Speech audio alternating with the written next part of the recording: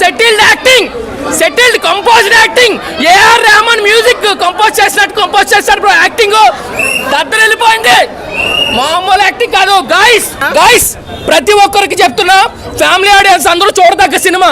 Full fun, comedy. Vijay Deverakonda ఇంకా కొండ ఎవరు ఎక్కలేరు, అలాంటి యాక్టింగ్ పీక్ షో చూపించారు. శిఖరం చూపించాడు బ్రో.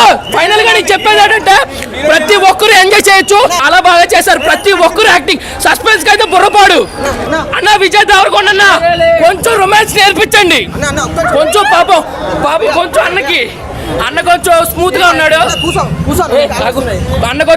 ఉన్నాడు, కొంచెం ఇచ్చేయండి.